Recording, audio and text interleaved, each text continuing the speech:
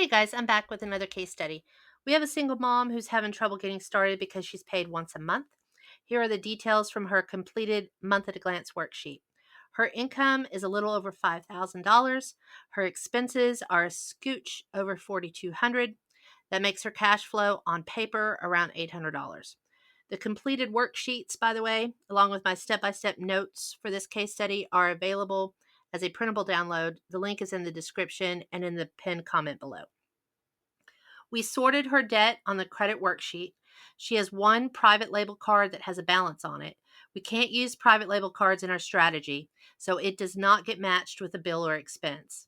We continue to make the minimum payments on private label cards until all the general purpose cards are dealt with. She has a car loan, which falls under installment debt.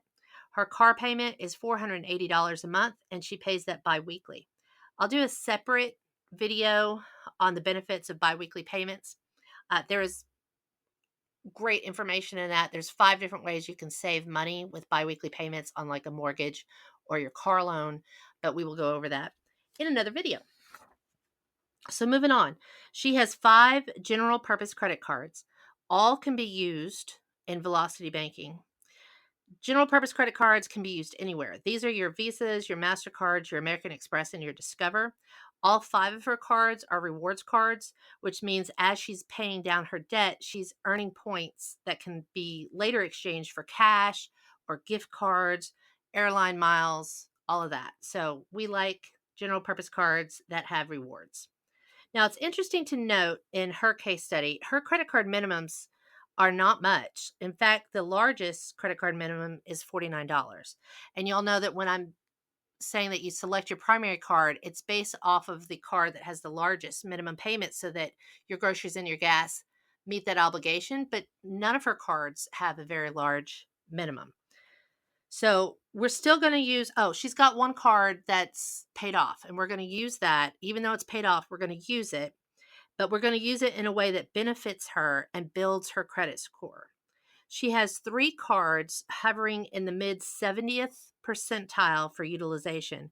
And then there's one card that was at 92% utilization when I got her information.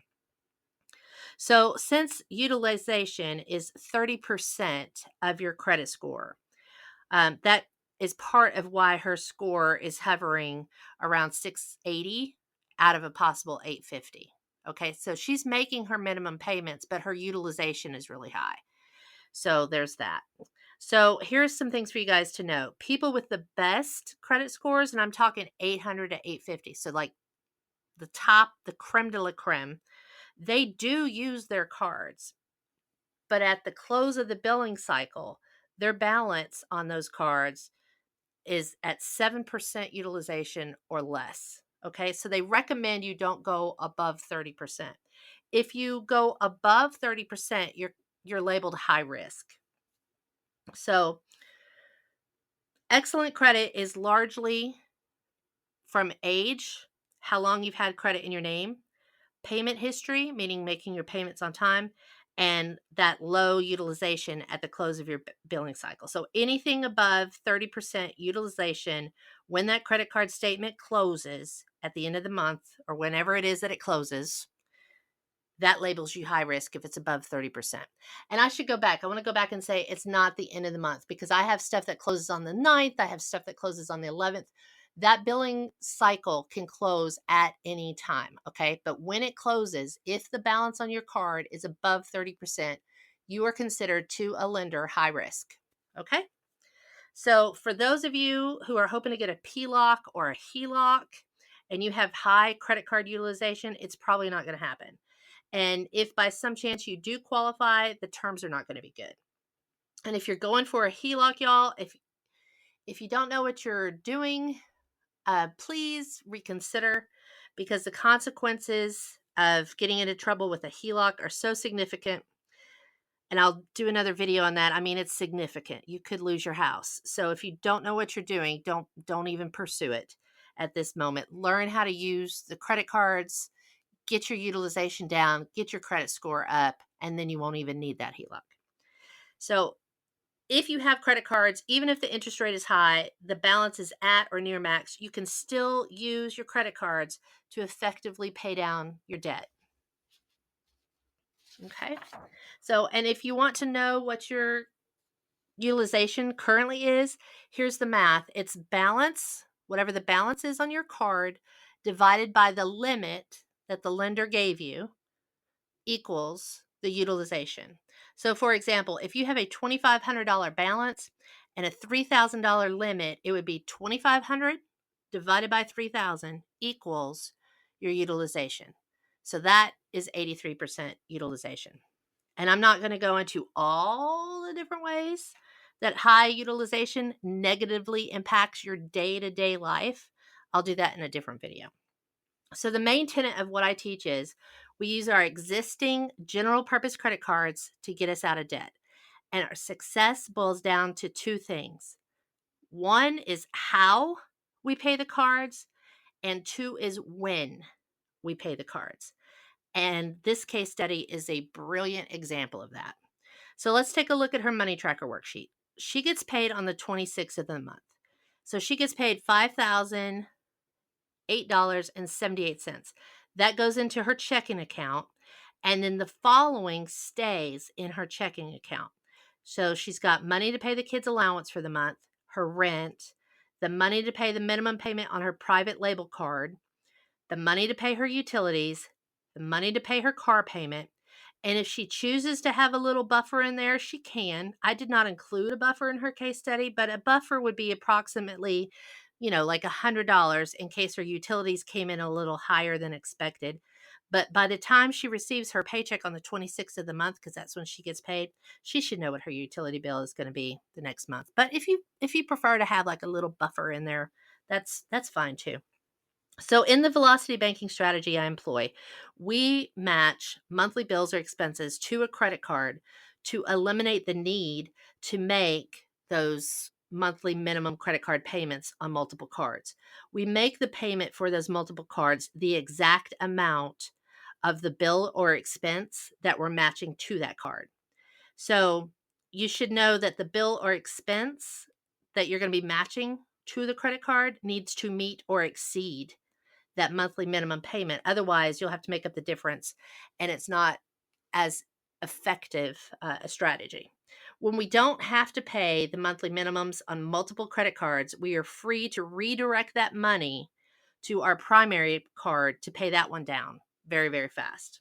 So we're not just like not paying stuff, we're just redirecting the money to go in onto something that's going to benefit us more efficiently and effectively.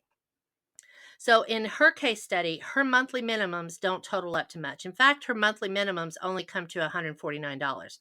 That's nothing to sneeze at. That's $149 she didn't think she had to apply to her primary card. But remember, I said our success in this strategy boils down to two things: how we pay the cards and when. So that's the how. The how is we match our bills to our credit cards so that our bills become our monthly credit card payment. The win is the real star when you're paid monthly, because watch this. After we match those cards and leave the money to pay those credit cards in her checking account, along with the kids' allowance, her rent, utilities, and car payment funds, she's left with $2,764.71. Now, before, when she was using her debit card, she's not paying attention, to that money going out. Well, that $2,764.71 is more than the balance that remains on her primary card. So her primary card is coming in under that number. Now, by the time she received the case study from me, she had already paid the monthly minimum on that primary card, and that was $49.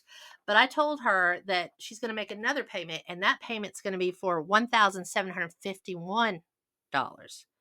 And I explained to her in the case study how to do that. And y'all, there is a process to this. You just do not drop a big chunk of money like that on your credit card without doing the steps I outlined in the case study. Because if you do, it's going to raise a red flag with the lender, and they could lower your credit limit, which is not good. So make sure if you don't know why we don't make a big chunk like that and you don't know how to get around that, that you get the case study and read my suggestions so that everything goes smoothly for you, because that is a risk and we don't want that to happen. So I told her this payment must be made on or preferably before, but absolutely no later than Thursday, November 2nd. And why was I so specific about that date? It's because that's when her billing statement for her primary card closes. That's not the due date, it's the billing statement closing date. After that date, whatever's left on the balance of her card gets reported to the credit bureau, and that's what shows up when her credit is pulled. So the balance that was reported after November 2nd is what shows up on her credit report. So if she takes $1,751 of that $2,764.71 that she has to use, and she makes that payment at that specific time, her utilization drops on paper from 73% to 13%. Now, why do I say on paper? Well, because her primary card is getting used. She is slowly throughout the month adding back to it with her groceries and her gas. She has $1,800 a month in her variable expenses budget. She is charged interest on that average daily balance. So on day one of that next billing cycle, her balance dropped down to 13% utilization. And over the course of the month, that's slowly going to build back up again until her next payday, and she'll drop it back below to that 13% and lower. Next month, she's going to add a little bit more to that chunk until she's just cycling that card round and round. Balance payment, balance payment. All budgeted items she would have to be spending money on anyway are going on that card. She's putting her groceries and her gas and her budgeted miscellaneous items on this card, earning her rewards points at a phenomenal rate. So that's just one card. We didn't imply the entire $2,700 to her primary card because your utilization matters, and we got that down to a very respectable 13%, and we're going to step it down each month. In the meantime, we use the rest of the money to drop the utilization down on a second card from 89%. She had already paid the minimum on that card when she got the case study. So it was like at 92, and then she dropped it down to like 89. But we're dropping it down to 30%. And yet there is still more money that we were able to apply to another card and drop that utilization down. So another bit of strategy outlined in the case study, and this was strategy number 3 of the 12 strategic steps I gave her. It was this: because you are paid monthly. So if you're paid monthly, you're going to want to hear what I'm saying. When you are paid monthly, you want to pay your credit cards when your paycheck clears, and then let those credit card balances sit at that lower balance until the bill or expense matched to that card comes due. So you pay your credit cards early as soon as you get that paycheck cleared, and you're paying those credit cards for the exact amount of the bill or expense that you're going to be matching later on in the month. And then you pay those bills later on the month with the card that was matched to it only when that bill comes due. So you're not paying the credit cards and the bills. You're paying the credit cards, letting that balance drop. And then when the bill comes due, you're paying the bill with that credit card because that lowers your average daily balance. So that's all for now.